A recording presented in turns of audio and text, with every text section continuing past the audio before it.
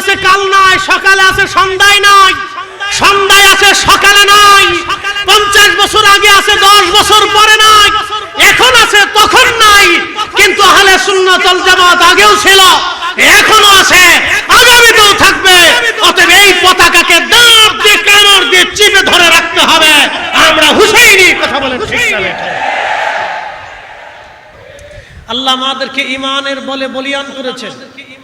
আরো আশ্চর্য বিষয় হচ্ছে এই উম্মতের ভিতরে 73 ফেরকার ভিতরে 72 ফেরকা, 72 বাতিল ফেরকা থেকে আল্লাহ আমাদেরকে জুদা করে, আলাদা করে আহলে সুন্নাত ওয়াল জামাতের পথে, যেই পথে সাহাবায়ে کرام, তাবিঈন, তাবিঈন, খুলাফায়ে রাশিদিন, আইম্মায়ে মুজতাহিদিন, মুতাকাদ্দিমিন, মুতাআখিরিন, সালফে সালিহিন, হুজুর গাউসে পাক, হুজুর খাজা মাইনুদ্দিন চিশতি, বাহাউদ্দিন নকশবন্দ বুখারী, মুজাদ্দিদ আল ফিসানি, সরহিন্দি ফারুকি, অসংখ্য আউলিয়া আতকিয়াগান যে রাস্তায় ঘুমিয়েছে, সেই আহলে সুন্নাত ওয়াল জামাতে আল্লাহ আমাদেরকে কবুল করেছেন। কথা বলেন ঠিক না বেঠিক?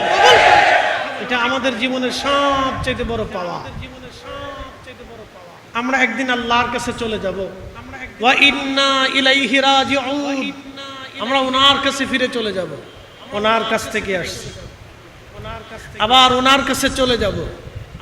আল্লাহ চেহারা দেখে ফয়সালা করবে না। যদি চেহারা দেখে ফয়সালা করতেন তাহলে হযরত আশিক রাসূল বেলাল রাদিয়াল্লাহু তাআলা আনহু জান্নাত পাওয়ার কোনো রাস্তা ছিল না। তিনি ইথিওপিয়া, সোমালিয়া, কেনিয়া, ঘানা এই অঞ্চলের মানুষ ছিলেন। তাদের চেহারার কোনো সিঁড়ি নাই, কোনো পদ্ধতি নাই। যদি চেহারা দেখে ফয়সালা করতেন, হযরত বেলালের বেহেশত যাওয়ার কোনো রাস্তা ছিল না।